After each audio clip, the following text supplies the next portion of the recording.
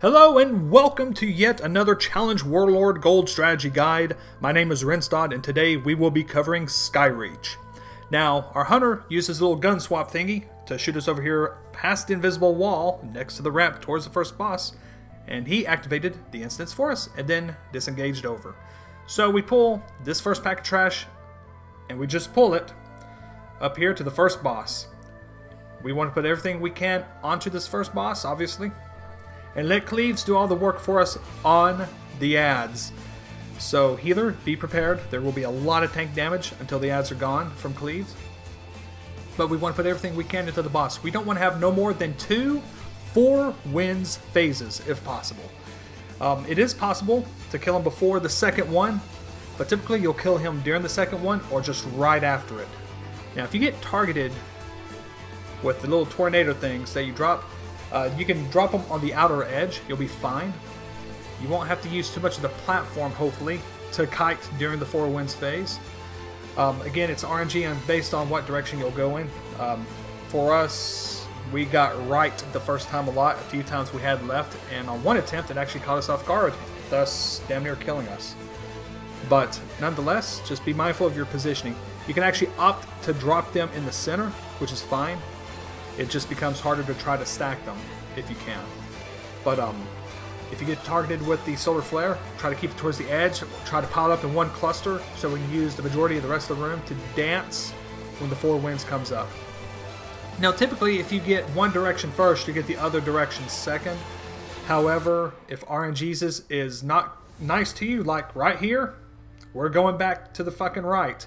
So now we got to do a little more dancing. Got to dance around this fire, get closer to the center, and avoid one of the other little mini tornadoes there as well, so we don't get cleaved by it. So we try to finish off the boss shortly right here after the second wins, which is fine. So we'll get our resources back. Now we have a big blue bird up here, aggravating as shit. He's extra in challenge mode, so be careful with him. He'll send you flying off the edge if you're not careful. There's an example. Almost went off the edge. So pretty much you want to try to get him in a position to where he throws you over, then knocks you back, and you're well within the confines of this platform. So he did his knockback, or throw over, now he knocks me back. So I try to line myself up with the stairs in case he tries to send me further. So get him down pretty quick. And we will be dispatching both packs of trash up top. We will be killing everything. There's no invising in this place. There's no need for it. And plus you pretty much just cannot do it because the kill count. So we pull the right side first, burst them down. Pretty much knock out the initiates of the rising sun, of the rising chicken, whatever you want to call them. Blow them up. Get them down quick. Interrupt any cash you can. Cycle stuns. The dervish does quite a bit of damage. Solar Wrath does a decent bit as well. But a flashbang, be sure you're facing away from it or interrupt when possible. So as soon as these guys are coming down pretty low, you can actually opt to pull both packs at the same time. We actually tried it once. We actually had some bad luck in regards to the casts going out. We was even cycling our AoE interrupts from our arcane torrents and stuff. It didn't quite work out as planned, so we opted to, you guessed it, pull them separately. As soon as they're all majority down, or just there's one left, just haul ass over here and start blowing up this pack as well. Kill the adept first. He does the heal. So be sure you interrupt that, stun him, blow him up. Now the one thing you got to watch out for over here is the little patches of lightning right there. Does a lot of damage and it'll fill up this corner relatively fast. But we don't want to walk backwards. We want to rather try to stay in this area, but move towards the second boss, obviously. We don't want to have any downtime in terms of running around. So once these guys are low or nearly dead, you can go ahead and overlap with this big ass ad, the Skyreach Arcano, whatever the hell you want to call it. But yeah, we'll go ahead and pull this guy over here, blow him up, nuke him down pretty quick. The other one should die from the cleave. Now, be sure you predetermine or set up your positioning on this boss ahead of time before you even start the instance, because it is vital to know where you want people to stand so you can block the solar beams that come out on the boss. There's 3 of them in challenge mode. They all have to be blocked. They heal the boss for quite a bit, and if you let a tick go out on him for more than a second or two, it will heal him for quite a bit of damage. But you want to try to kill him within 3 bursts. So here comes the first burst. This is a very healer-intensive fight, and you should have used Lust and a pre-pot on the pool. You definitely want your tank to be one of the people soaking an orb. Your healer is actually a good second person to have, because the tank himself, or not rather the tank, but the boss himself doesn't really do too much direct damage to the tank. So your healer is better utilized to help soak a beam, if possible, if he's got a cooldown to survive it and shit like that. But typically you want to trade off when you can. If you have one DPS sit on too long, if they don't have strong defensives, they will get blown up by the solar beam that comes out. And here we are, close to killing the boss. Coming up on 3rd burst, and each burst gets significantly stronger. So that's why you want to kill this guy as quickly as possible. The longer you are dealing with this fight, if you get pretty much by the 5th burst, if you're taking too long in this fight, the 5th burst will pretty much wipe everybody. It's a lot of damage. So you want to pretty much get rid of him quickly. Now, I will note that if you take too long on that second boss, you might as well just go ahead and hit the reset timer, just because for this place, the time is... it's decent. I mean, it feels about right for this place. So, when we get up here to these birds, so now we're going to pull both packs right here. Stuns, AoE cleave, just everything. Just burst as many of them down as you can. We will be overlapping these with the pack over there by where the boss would initially start at. So when the majority of these are low or nearly dead, or have died rather, we'll start pulling and kiting over and working our way to the next trash pack. So my hunter, he misdirected for us. Mage also helped with the face pull, which is fine. They'll all haul ass over here anyway. They'll get caught up in AoE cleaves and shit like that. Got to kite everything anyway. You don't want these birds to touch you and get too many stacks on you. You want to try to let your stacks reset, then you can stop and continue laying damage down on them. Now once the first 2 packs of the big blackbirds are dead, you're going to want to stack up on your tank. That's because these little blue bastards, they like to forget who they're attacking. So they don't have an actual threat box, so to speak, because they'll just say, fuck the tank, we're going to go, chew on the healer's dick or something. And they like to do that a lot. They love our healer because, again, healer overlords, they're hot and sexy. So here we'll pile up AoE and cleave them all down. Burst them down with relative ease. Cycle stuns, just to help get them down a little bit quicker and to reduce tank damage. Help save your healer some mana. If your healer is pretty efficient with his mana, ours is pretty damn good. We can pretty much chain pull right away, but considering that this boss likes to fly around the fucking platform, we have to sit and wait for him to decide to activate or land anyway. So this is where your healer would obviously want to mana up, just like Eric is doing right now. Give him a second to get some mana up. Now, with this fight, you have Quills. Quills is a big AoE pulse that does a shit ton of damage to everyone and applies a stacking debuff that increases their damage taken. So, it is vital that your healers and your DPS, everyone, get behind that center pillar of this platform to line of sight it and not get too many stacks of it. Your tank will want to sit out and pop small cooldowns to survive the Quills, because he'll be taking damage from the debuff already from being slapped by the boss, like you see there. Now with the little phoenixes, the little solar flares that fly around, you want to kite them. You want to use a kiting strategy. You can't really afford to swap DPS and kill them. You can snare them somewhat, slow them. They don't really get slowed too much, but you don't want to kill them or let them even hit you. If they hit you, they explode and deal a lot of damage to the entire group. It could potentially wipe your group. It's so much fucking damage, it's not even funny. But you want to kite them. You don't want to kill them because there's so many more of these piles of ashes that they'll spawn and keep spawning and keep spawning. You'll get overwhelmed. Someone will get clipped by one and just wipe everybody. You don't want that to happen. So here we go, second Quills round. The ideal, if you can, is try to kill them during the second Quills or right before the second Quills. If you're just shortly after, that's fine. It's actually understandable considering you're going to use a lot of cooldowns and stuff on trash, particularly the trash pool before this boss. So don't be too concerned if you get a second Quill's phase. Just don't get a third Quill's phase. If you do, just hit the reset button.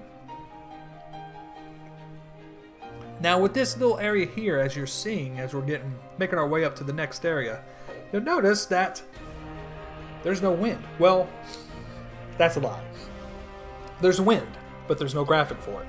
So just be very cautious of where you're walking. If you've done this place many times on normal or heroic, you should have done it a shit ton of times leveling up on heroic. You should know where the safe pathing is by now. So we'll get up here. We want to blow up the adept first. There's a little trinket, the little solar flare, tiny little orange bird too. We want to bring down the familiar as well. But we want to kill the adept, keep the interrupts up on them, get a stun out, nuke them all down. And yeah, that's pretty much it with this pack. Be mindful of the lightning storm that gets cast. It's a massive AoE. It does a lot of damage. That right there, if you're within about 5 yards of it, it hits like a truck. Another thing to be mindful of too, through that doorway right there, that pats around in a circle, the entire platform in the next room. Another one of those annoying blue birds. Hopefully RNGesus blesses you as he has blessed us here. Praise Algalon. We get to pull this bastard right there. Now he does knock you back, and he can knock your tank off the platform up here back down into the second boss room. So you want to try to angle him to a point where he is, you know, knocking you through the hallway. Or not through the hallway, but back and forth between the sides of the hallway, which is perfectly fine. Once you get him down, you can opt to go to the left or to the right. You can choose either trash pack you want. We opted to go to the right. For us, it felt like it was easier for us to deal with. But choose your path and choose it wisely based on which one you can handle. So you might have to do a pre-run through here just to see which side is best for your composition, for your group comp and whatnot. And just, yeah, blow up whatever. We decided to go to the right. We're going to blow up the little familiar first. Get rid of him, and then we'll blow up the golems, because the golems will empower these other birds. They empower everything, and they do a shit ton of damage. You might have DPS die regardless. Interrupt the protective barriers. Watch out for the flashbang. It's just, there's going to be a lot of damage. There's not too much room up here to move to stay within range of killing the shit. So cycle stuns, get interrupts off when you can, and get everything down as quickly as possible. So it's like our mage right there probably got clipped by the lightning patches in the back. Again, that can happen. They actually do have a large margin of error in terms of hitting you. I've actually been clipped by one myself from being about 3 or 4 yards outside of it, and it still killed me on one attempt. It's just the movement up here, along with all the extra crap that's up here, just can fuck with your camera angle. But if you got this amount of time on the clock right here, we actually picked up a good bit of time on this run. We could actually afford to sit there, res, as opposed to as having our person just, you know, run back. So we'll pull this guy right here, focus down the main body. You know, you can do cleaves and shit, of course, but just, you know, go to town, kill this bastard. If you get targeted with the not the smash, but his burn dot, pop a small CD. It does quite a bit of damage, and just get him down quickly.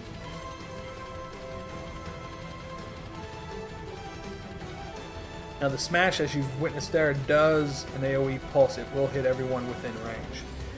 And I believe it has about a 10-yard range or a 5-yard range at least. But yeah, just be mindful of where you're standing. You stand a little bit further out.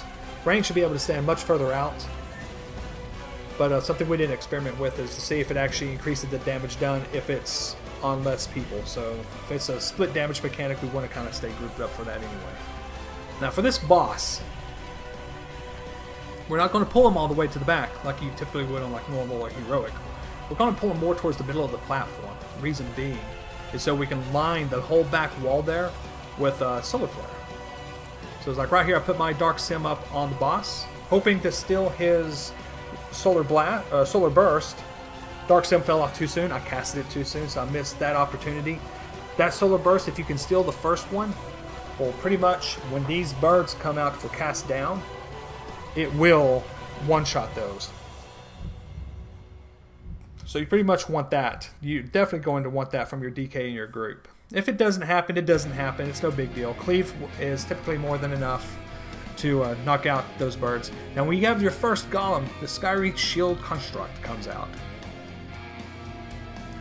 Have your hunter root, CC them, whatever. This is the only excuse to having CCs. Just remove them from the fight. If your DPS falls behind, which we experienced right here, it's just because of the nature of the fight, your DPS is going to get picked up. Even your heals get picked up, so you have to play a little bit safe if your healer does get picked up. There's a possibility you'll have 2 of those golems overlap, which we are about to experience right here. So we'll be forced to end up having to kill one of them while we lock the other one back down. It's unfortunate we had this happen, but just be prepared to counter that when the time comes. So if you end up having 2 at once like this, just focus down the first one, get the second one on lockdown, proceed back on the boss. If you come into this fight with 2.5 minutes or 2 minutes on the clock and you counter this, you should still be able to secure the gold regardless.